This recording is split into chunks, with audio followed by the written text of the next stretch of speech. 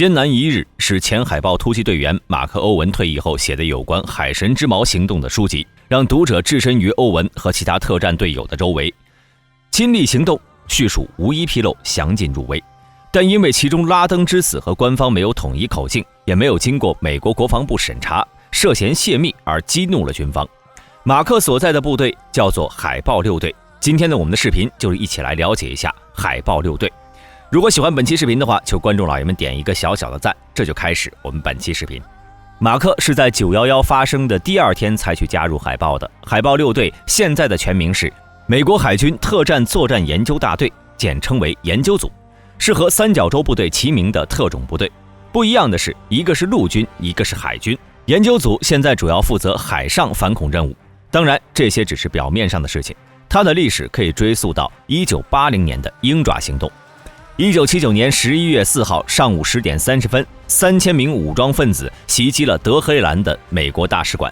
在释放了几个人后，他们把里面的美国人全部囚禁起来和美国谈判，要求把同年1月去到美国的伊朗末代国王穆罕默德·萨里巴列维送回来接受审判。在1月份的时候，巴列维被推翻，逃往埃及，之后去到美国治病。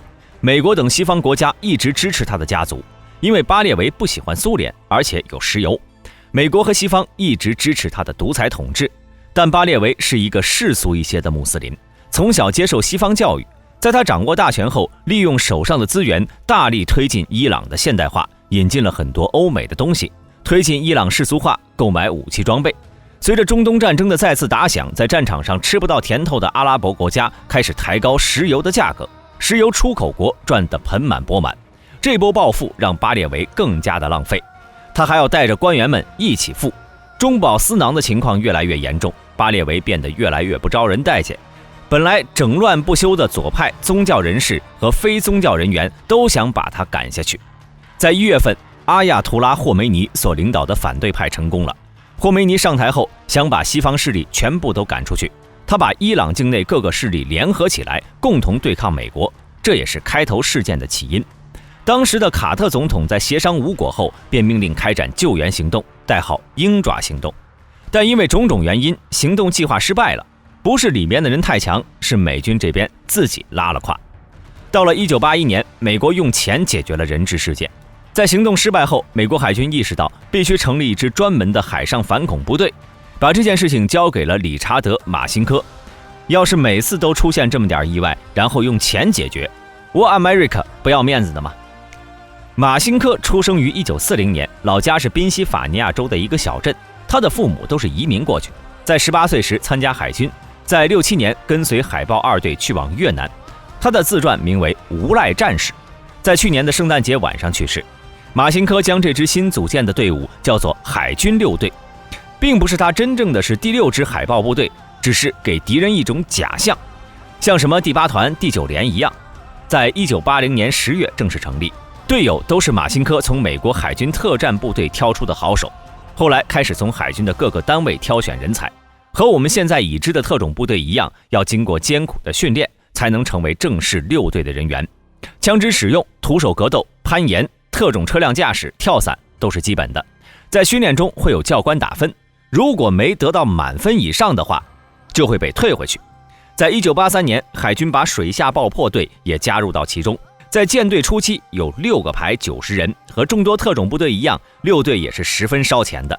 每周每人消耗子弹就要有2000多发，每年的训练预算在当时相当于2架 F-14，现在更贵，贵到什么程度呢？已经无从得知了。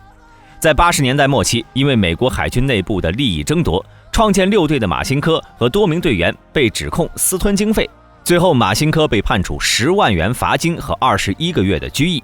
海军为了消除这件事情的影响，在上世纪90年代中期把6队进行了改变，重新命名为海军特种发展群，对外宣称是为了研究新的特种作战战术和武器等，它的主要职能还是反恐。在1984年的时候，海军作战部次长命令马辛科组建一支假想敌特种部队，以此来激励海军。这支部队名为红细胞，大多数都是6队的人，他们让天天享乐的美军吃尽了苦头。但因为马辛科的入狱，红细胞也迎来缩编，随后裁撤。现在的研究组人员大约有300人左右。营区在弗吉尼亚州弗吉尼亚海滩的舰队训练中心。除了行政人员外，分为7个中队，红蓝金银负责作战行动，灰负责运输和狙击行动，黑负责情报工作，绿队负责新人的训练工作。除了特种作战任务，还有新武器战术装备的研究实验工作。他的队徽是一只鹰，一脚抓3叉戟，一脚抓海毛。已知他的作战行动，除了我们上面说到的海神之矛，还有暴怒行动、巨蟒行动等。暴怒行动发生在1983年，是美国对小国的一次很经典的行动。格林纳达位于东加勒比海象峰群岛的最南端，距离委内瑞拉海岸约160公里，在地图上如果不拿放大镜的话，很难找到它。由几个小岛组成。1979年亲苏的政府上台后，一直把国家往社会主义上推，因此苏联和古巴给格林纳达很大的帮助，修机场、搞现代化什么的。但要清楚，那块地方可是美国的后花园，在那里搞社会主义，相当于小羔羊打大灰狼，肉包子打狗，厕所里打灯啊。之前的古巴，美国是实在没辙了。但你一个344平方公里的小国，也想试试的话，那属实是看不起美国了。而格林纳达的机场还威胁到了美国的石油运输线，所以美国一直在找机会。在1983年10月12号，格林纳达发生军事政变，总理在几天后被杀。政变的幕后黑手，这个不用说，大家都知道，传统异能了。格林纳达的武装力量只有1200人左右，加上古巴的军事顾问，总共才2000多人，装备也是很拉胯了，没有坦克，没有海军、空军。但是美国还是准备了不少人伺候他们，10艘战舰、1200名陆战队员和数十架作战飞机，还有82空降师的一个别动队和75团的一个营投入作战。他不是怕格林纳达，而是怕古巴和苏联。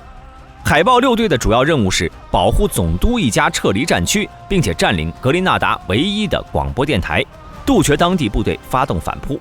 暴怒行动在10月25号凌晨正式开始。海豹队员通过黑鹰在总统府上空升降，他们在总督府后边找到了总督保罗斯空。很快，总督府受到了当地武装的攻击，在火力减弱后，总督全家被转移到了房子里边安全的地方。在此期间，还有地方士兵试图接近总督府，但被海豹队员击毙。不久后，总督府受到更大的火力打击，小队呼叫来了空中支援，还搞来了一架 AC-130在他们上空盘旋。在次日，陆战队赶到总督府任务完成。